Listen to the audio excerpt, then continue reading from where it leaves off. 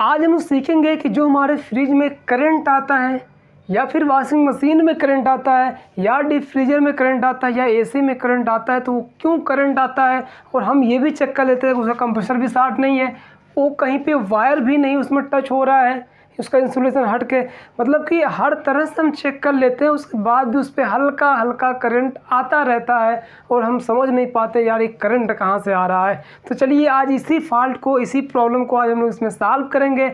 आज इसको अच्छी तरीके से ख़त्म कर देंगे और ये भी क्लियर कर लेंगे ये जो करंट आ रहा है ये हवाई करंट है या फिर सही करंट है। तो मैं आपको बता दूं कि ये जो प्रॉब्लम है ना, ये आपकी बहुत ज़्यादा प्रॉब्लम आती है आपके वॉशिंग मशीन में, आपके फ्रिज में, आपके डीप फ्रीजर में और आपके एसी में। मतलब कि ये जो फॉल्ट है करंट वाला, ये सबसे ज़्यादा फॉल्ट आता रहता है। तो चलिए मैं आपको बताता हूँ कि किस तरीके से इस फॉल्ट को आप क्लियर करेंगे। सबसे पहले तो आपको ये क्लियर करना होगा ये जो करंट आ रहा है ये हवाई करंट है या फुल करंट है। हवाई करंट है तो कोई बात नहीं, चलिए उसको सही कर देंगे हम। लेकिन अगर फुल करंट है तो यहाँ पे उनका खर्चा भी ज़्यादा आने वाला है, या फिर कोई तार उसमें जाकर डायरेक्टली उसके बॉडी में टच हो रहा है, फेज वायर, जिसके जरिए उसमें फुल करंट आ रहा है। यहाँ हम लोग क्या करते हैं कि जब फ्रिज के बॉडी पे उस जगह पे जहाँ पे पेंट नहीं लगा रहता है वहाँ पे टेस्टर लगाते हैं, तो टेस्टर का बल्ब जलता है और हल्का हल्का करंट आता है। बहुत तेज़ी से नहीं मारता है लेकिन हल्का हल्का करंट आता है, या फिर मान लीजिए बहुत तेज़ी से भी मारता है। तो कैसे हम ये क्लियर करेंगे? तो हम ये कैसे क्लियर करेंगे कि जो हमारा करंट आ रहा है वो करंट हवाई करंट आ रहा है या फिर फुल करंट आ रहा है। तो आपको करना क्या होगा कि आपको लेना होगा एक मीटर या आपको बनाना होगा एक सीरीज लैंप। तो मान लीजिए अगर सीरीज लैंप ले लेते हैं तो उससे भी आप टेस्ट कर सकते हैं, और अगर मीटर रहता है तो इससे भी टेस्ट कर सकते हैं। दोनों में से किसी को भी आप चूज कर सकते हैं। तो अगर आप एक टेक्नीशियन है तो आपके पास मीटर तो रहेगा ही रहेगा, ये तो क्लियर है। तो चलिए मान लीजिए हमारे पास सीरीज लैंप है, इससे भी दो तार निकला हुआ है यहाँ पर टेस्ट करने के लिए, और यहाँ पे ये मीटर है, इससे भी दो तार निकला हुआ है। तो इन्हीं दोनों तारों से हमें चेक करना है, और अभी हम चेक करने वाले हैं इस मल्टीमीटर से कि ये हमारे फ्रिज में हवाई करंट आ रहा है या फिर फुल करंट आ रहा है। सबसे पहले आपको जो काम करना है वो ये करना है कि इसके नाब को आपको सेट करना है कंटिन्यूटी पे, जहाँ पे साउंड वाला मोड रहेगा वहाँ पे इसको कर देना है। उसके बाद इसको आपस में सटाएंगे तो यहाँ से आवाज़ आएगी आपके मीटर से। फिर उसके बाद उसको उठाना है, एक प्रोब मतलब दोनों प्रोब फ्रिज के बॉडी पे रखना है अलग अलग जगह, ठीक है। मान लीजिए कि यहाँ पे पेंट नहीं लगा हुआ है तो इसी जहाँ पे पेंट नहीं लगा है वहीं पे दोनों प्रोब को रखेंगे, और उसके बाद वहाँ से जब ये साउंड करने लगेगा प्रोब तो इसका मतलब हाँ यहाँ पे कोई पेंट वगैरह नहीं है। यहाँ पे हमें ये क्लियर पता चल जाएगा हमारे फ्रिज में हवाई करंट आ रहा है या फिर फुल करंट आ रहा है। तो यहाँ से आपको एक प्रोब को हटाना है, उठाना है एक प्रोब को, और एक प्रोब वहीं पे लगे रहने देना है। तो चलिए मान लीजिए एक प्रोब यहाँ पे लगे रहने देते हैं बॉडी में, और एक प्रोब से हम चेक करेंगे कि यहाँ पे करंट तो नहीं आ रहा है। देखिए जो मोटी वाली, देखिए जो प्लग में मोटी वाली पिन रहेगी, बड़ी वाली पिन रहेगी, इस पर नहीं रखना है आपको रखना है एक बार राइट वाले, मतलब कि एक जो आपके पास पिन रहेगी नीचे वाली उस पर एक बार रखना है, और एक बार उठा करके दूसरे वाले पे, मतलब इस पर न्यूट्रल या फेज जाता है उस पर रखना है।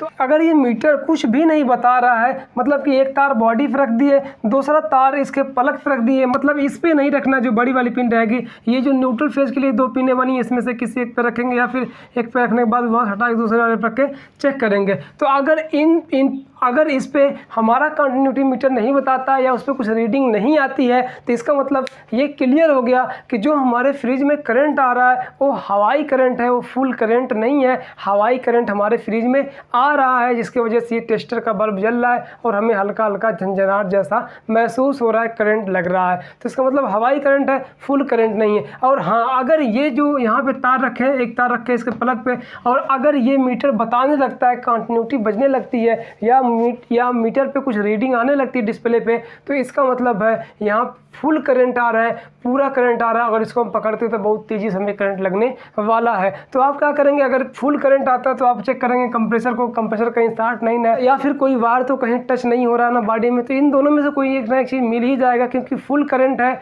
तो फुल करंट के लिए आपको चेक करना पड़ेगा कंप्रेसर को, कंप्रेसर नहीं खराब हो गया, या फिर कोई जो वॉशिंग मशीन है या फिर आपका फ्रिज ही है तो उसमें कोई तार उसके बॉडी से तो नहीं टच हो रहा है, ये चेक कर लेंगे। तो मान लीजिए अगर आपको बॉडी में कहीं टच लग रहा है तार, तो उसको वहाँ से हटा के वहाँ पर टिपिंग कर देंगे, वो चीज़ खत्म हो जाएगी। लेकिन प्रॉब्लम ये है कि हमारे इस फ्रिज में ये हो रहा है कि टेस्टर तो जल रहा है बॉडी पे, लेकिन ये जो हमारा सीरीज लैंप है ना, या फिर हमारा जो मल्टीमीटर है, ये मीटर इस पर रीड नहीं बता रहा है, मतलब साउंड नहीं कर रहा है। जब हम लोग इसका करंट चेक कर रहे हैं तो इसमें करंट नहीं बता रहा है, मतलब ये कह रहा है कि फ्रिज में करंट नहीं आ रहा है, मतलब कि हवाई करंट इसका मतलब है। तो जब हवाई करंट रहेगा तब कैसे सही करेंगे, तो बता दूं मैं आपको कैसे सही करेंगे, उसको ध्यान से देखिए। ये मान लीजिए क्लियर हो गया कि इसमें ये हवाई करंट है और इससे हमें कोई नुकसान नहीं होने वाला, सिर्फ ये झंझनाहट जैसा करंट आएगा, मतलब सिर्फ झंझनाहट जैसा करंट आएगा, तो मतलब इससे कोई नुकसान नहीं होने वाला। लेकिन इसको भी अगर ख़त्म करना चाहते हैं ना तो आपको करना पड़ेगा अर्थिंग। क्या करना पड़ेगा? अर्थिंग करना पड़ेगा। और जब आप अर्थिंग कर देंगे तो ये आपकी प्रॉब्लम ख़त्म हो जाएगी, मतलब आपका टेस्टर भी जलना बंद हो जाएगा फ्रिज पर बॉडी पे रखने के बाद। और जो आपको करंट लग रहा था झंझनाहट जैसा, वो झंझनाहट जैसा करंट भी ख़त्म हो जाएगा। तो लेकिन मैं आपको बता दूं यहाँ पे देखिए अब ध्यान से, इसीलिए जो हमारी ये जो करंट आ रहा है ना, बस हमारी एक गलती की वजह से आ रहा है। वो गलती ये है कि जो हमें 5 पिन या 3 पिन सॉकेट मिलती है उसमें एक बड़ा वाला होल रहता है, एक बड़ा वाला होल रहता है ऊपर एकदम साइड में, बड़ा वाला होल रहता है, इसको हम लोग छोड़ देते हैं, इसका यूज नहीं करते हैं। इसमें अर्थिंग के लिए होता है ये, और हम लोग अपने घर में अर्थिंग नहीं कराते हैं, सिर्फ न्यूट्रल फेज ला देते हैं, उसी न्यूट्रल फेज से हम अपना सिस्टम चलाते रहते हैं। और किसी भी सिस्टम में, मतलब कोई एसी है, फ्रिज है, वॉशिंग मशीन है, किसी में भी अर्थ नहीं पहुंच पाता उसके बॉडी में, जिसकी वजह से होता क्या है कि जब कभी उसमें हवाई करंट पैदा होता है फिर हमें वो हवाई करंट लगने लगता है। लेकिन अगर हम पहले से ये कर दिए होते वायरिंग में कि यहाँ पे जो हमारी बड़ी वाली होल है, ये जो बड़ा वाला होल है, इस होल में अगर हम अर्थिंग पहले से कर दिए होते तो फिर क्या होता कि जब कभी उस हमारे रेफ्रिजरेटर में या फिर हमारे वॉशिंग मशीन या फिर एसी में कोई हवाई करंट पैदा होता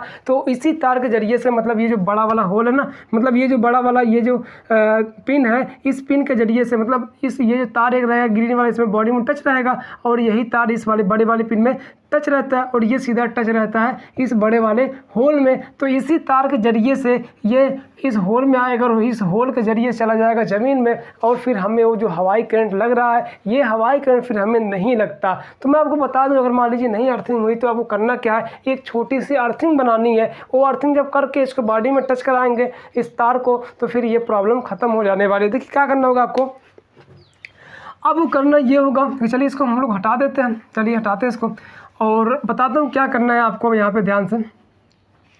और अब आपको यही करना है कि आपको एक छोटी सी अर्थिंग करनी है। अर्थिंग करने के लिए क्या करना होगा, आपको एक राड ले लेना है, कम से कम 1 हाथ, मतलब इतना बड़ा राड आपको ले लेना है कम से कम। और इस राड को क्या करना है, ज़मीन में गाड़ना है। ज़मीन में क्या करेंगे, इसको हथौड़ी से इसको गाड़ देंगे। उसके बाद थोड़ा सा आप ना उस पर नमक, थोड़ा सा कोयला वगैरह उसके दाएँ में डाल देंगे, उसमें अच्छे से पानी डाल देंगे ताकि थोड़ा सा अर्थ बन जाए। मतलब क्या है कि वो थोड़ा सा अर्थिंग का काम करने लगे तो फिर ये प्रॉब्लम आपकी ख़त्म हो जाएगी। चलिए ये राड हमने इसमें गाड़ दिया इतना अंदर तक, और फिर उसके बाद यहाँ पे जो थोड़ा सा होल था यहाँ पे नमक और कोयला लकड़ी का थोड़ा बहुत डाल दिया। ये जो एक टेम्प्रेरी अर्थिंग हम लोग बना रहे हैं, जबकि ये भी अर्थिंग के लिए, मतलब कि जो अंदर ये करंट आता है ना फ्रिज के बॉडी में, जो करंट आता है हवाई करंट, उसको ये भी ख़त्म कर देता है। तो इससे हम लोग कई जगह किए हैं, इसलिए मैं आपको बता रहा हूँ। और ये करंट ख़त्म हो जाता है, मतलब कि टेस्टर का बल्ब जो होता है, फिर उसके बाद जब ये अर्थिंग कर देंगे तो टेस्टर का बल्ब इस फ्रिज के या फिर इस वॉशिंग मशीन या फिर डीप फ्रीजर एसी के बॉडी पर फिर दोबारा नहीं जलता है, क्योंकि उसकी प्रॉब्लम ख़त्म हो जाती है, फिर आपको करंट भी नहीं लगता है। तो करना क्या आपको, फिर यहाँ पे कोयला, लकड़ी, कोयला और थोड़ा सा नमक वमक डाल देंगे, यहाँ पे पानी डाल देंगे, थोड़ा इसको नमी कर देंगे। और फिर आपको चेक करना है कि ये अर्थिंग प्रॉपर हो गई कि नहीं हो गई।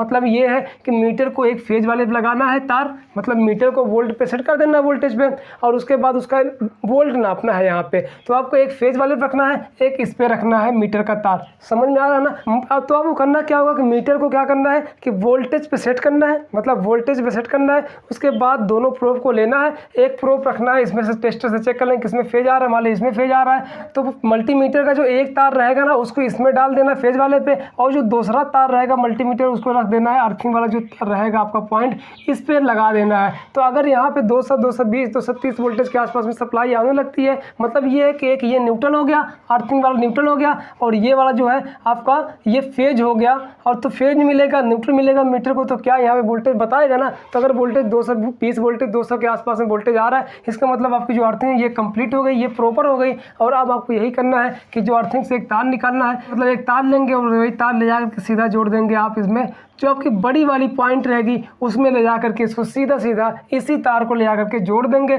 और यहाँ पे फेज आ रहा है, यहाँ पे न्यूट्रल आ रहा है, और जैसे इस प्लग को इसमें खोसेंगे ना तो क्या होगा कि जो बड़ा वाला ये रहेगा, ये जो बड़ा वाला पिन रहेगा, ये पिन चला जाएगा इस पे अर्थ वाले पे, और न्यूट्रल वाले पे राइट वाला चला जाएगा, लेफ्ट वाला चला जाएगा फेज वाले में, मतलब यहाँ पे चला जाएगा। और फिर उसके बाद क्या होगा कि ये जो तार है ना, ये जो अर्थ वाला तार, ये सीधा कहाँ जाएगा, इसके ज़रिए से, इस पॉइंट के ज़रिए से इसके बॉडी में जो तार टच रहेगा, मतलब ग्रीन वाला वायर जो बॉडी में टच रहेगा उस पर चला जाएगा, मतलब बॉडी में जा कर के ये अर्थ वाला तार जुड़ जाएगा फ्रिज के या एसी के। तो अब यहाँ पे क्या होगा कि जो भी करंट उसके बॉडी में पैदा होगा ना, उसके बॉडी में आएगा, वो इस ग्रीन वायर के ज़रिए से सीधा चला जाएगा इस रॉड के ज़रिए से ज़मीन में, और आपको करंट नहीं लगेगा। और ये क्यों इसके ज़रिए से अंदर जाएगा, देखिए मैं आपको बता दूं ना, तो जो अर्थ का वायर होता है ना, इसका रेजिस्टेंस बहुत कम होता है, और रेजिस्टेंस कम होने की वजह से ये जो हवाई करंट रहेगा ना, ये इसी तार के जरिए सीधा सीधा इसके अंदर चला जाएगा, मतलब इस रॉड के जरिए से ज़मीन में चला जाएगा। और फिर जो हमारा टेस्टर होगा ना, ये टेस्टर अगर जब आप रखेंगे इसके बॉडी पे, जहाँ पे जल रहा था पहले टेस्टर बिना अर्थिंग किए, अर्थिंग जब नहीं किए थे आप, उस टाइम जब जहाँ पे टेस्टर जल रहा था वहाँ पे जब फिर दोबारा रखेंगे अर्थिंग करने के बाद, तो वहाँ पे टेस्टर का बल्ब नहीं जलेगा,